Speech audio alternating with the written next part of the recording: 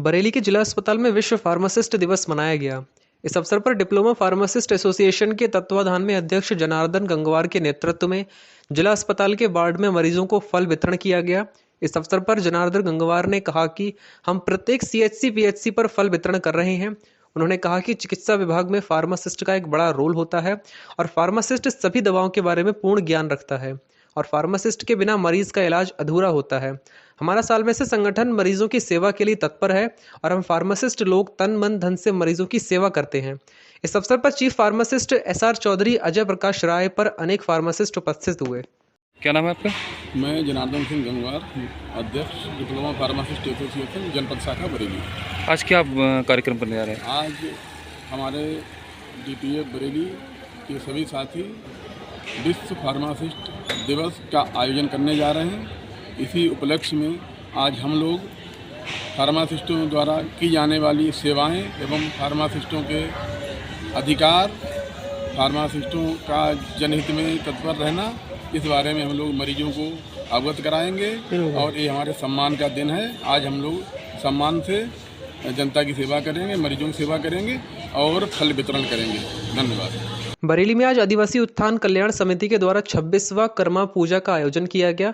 इस अवसर पर बिहार, झारखंड, छत्तीसगढ़ और बंगाल के आदिवासियों द्वारा विभिन्न परिधानों में उरांव, संथाली, मुंडा नृत्य एवं सांस्कृतिक कार्यक्रम प्रस्तुत किए गए, जिसमें दुर्लभ आदिवासियों मांदर, ढोल, नगाड़े, घंटा, मोरपंख के सहारे नृत्य किया गया। इस मौके पर कार्यक्रम के मुख्य संयोजक धनेश्वर भगत ने बताया, यह हमारी कर्मा पूजा संस्कृति को दर्शाता है। कर्मा का यही महत्व है कि हमें कर्म करना चाहिए। हम आदिवासी समाज जंगल, जमीन और पर्यावरण की सुरक्षा का संकल्प लिए हुए, जिनकी रक्षा करना हमारे जीवन का उद्देश्य है। वहीं विशिष्ट अतिथि के रूप में डॉक्टर पवन सक्सेना ने बताया कि आदिवासी मूल राष्ट्रपति देश के सर्वोच्च पद पर आसीन है। देश में आदिवासी समाज भी अग्रणी स्थान निभा रहा है। आदिवासी कला और संस्कृति की झलक पूरे देश में दिखाई देती है। आज किसी से जो कर्मा पूजा है किसी से मनाई जा रही है और हमारे राष्ट्रपति भी हैं जो आदिवासी मूल की हैं, तो क्या देखते हैं कि आदिवासी देश के लिए बहुत योगदान है? देखिए, जैसा आप देख रहे हैं, आदिवासी कल्याण युवा समिति, आदिवासी कल्याण समिति की ओर से एक बहुत ही भव्य और विशाल कार्यक्रम आयोजित किया गया है। और इस कार्यक्रम के माध्यम से एक तो आप अगर चारों तरफ देखेंगे तो रंग बिखरे हुए हैं, इंद्रधनुष के रंग बिखरे हैं।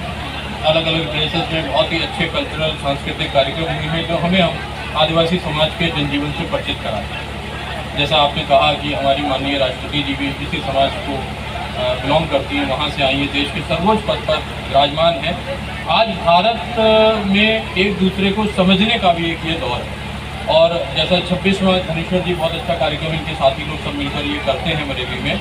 26वां ये कार्यक्रम है, 26 साल से लगातार हो रहा है। और मैं आपके माध्यम से बरेली और सब समाज के लोगों से अपील करना चाहूँगा कि अगले वर्ष से समाज के लोग भी इस कार्यक्रम में शामिल हों, ताकि वो आदिवासी जनजीवन को, जनजातीय जनजीवन को नज़दीक से समझ सकें। क्योंकि भारत को अगर हमें समझना है, भारतीयता को अगर हमें समझना है, तो हमें जनजातीय जीवन को समझना होगा। आज अगर हम थोड़ा गौर करें तो आज़ादी की लड़ाई में सर्वाधिक अगर योगदान है देने वालों में प्रमुख नाम है तो वो जनजातीय समाज के लोगों का भी है।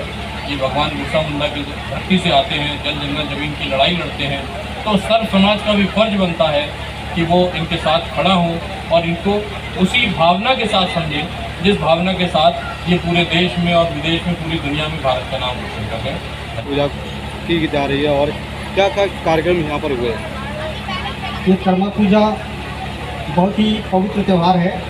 इसे बहुत सारे कार्यक्रम आयोजित किए गए, पूजा किया गया और लोग इसमें बढ़ चढ़ के भाग लिए।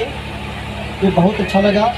और यहाँ इसके साथ साथ में जो यहाँ ऑर्गेनाइजिंग करता है वो भी बहुत धन्यवाद के पात्र हैं। और आप सभी मीडिया कर्मी भी धन्यवाद के पात्र हैं जो हमारे इस पवित्र त्यौहार में शरीक होकर अपना योगदान दिए। और इसमें योगदान देने के लिए हम सभी आभारी हैं। और सबसे बड़ी बात ये है कि यहाँ का जो आदिवासी जो झारखंड से आकर, विभिन्न स्टेटों से आकर यहाँ जो रहे हैं और अपनी कल्चर को जिंदा रखे हैं, ये सबसे बड़ी बात है। और कल्चर को हमेशा जिंदा रखना वो उसकी पहचान होती है। और इस आधार पर इसको हम कह सकते हैं कि ये हमारा ये कर्मा पूजा बहुत पवित्र का त्यौहार है। अक्सर इसे तो एकादशी के दिन मनाया जाता है, लेकिन हम चूँकि बाहर रहते हैं और कुछ कारणवश छुट्टी सबको देखते हुए हम एक मिलन समारोह के रूप में मना रहे हैं। और ये भी मेरी यहाँ के लोगों से पहली मुलाकात हुई, जिसमें बहुत अच्छा रहा और आप लोगों को बहुत बहुत धन्यवाद। और क्या क्या हो रहा है? ये 26वां कर्मा पूजा है और हम लोग कर्म पर विश्वास, कर्मण्य दैत्यास्ते महाफलेषु कदाचन। हम लोग कर्म करने का अधिकार है, फल मिले ना मिले।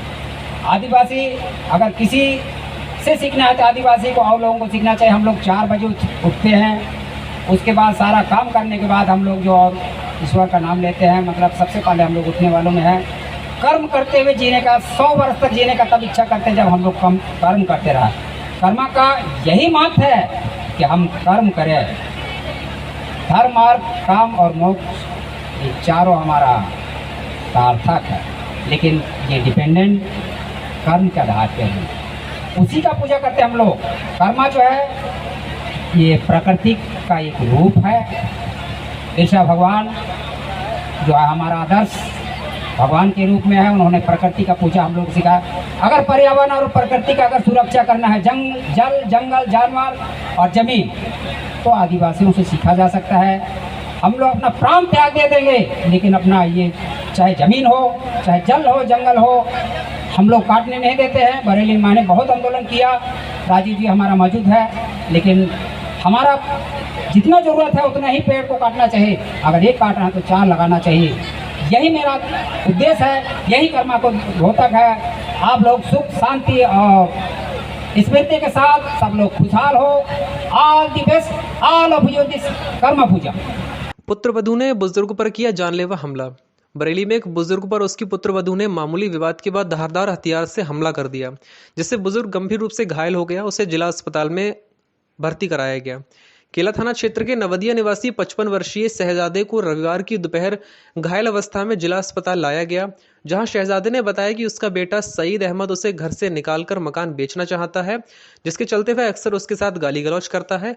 आज सुबह भी उसका सईद से विवाद हो गया था। इसी दौरान उसके साथ गाली गलौज कर रही पुत्रवधू रुखसार ने उसके सिर पर धारदार हथियार से हमला कर दिया, जिससे वह घायल हो गया।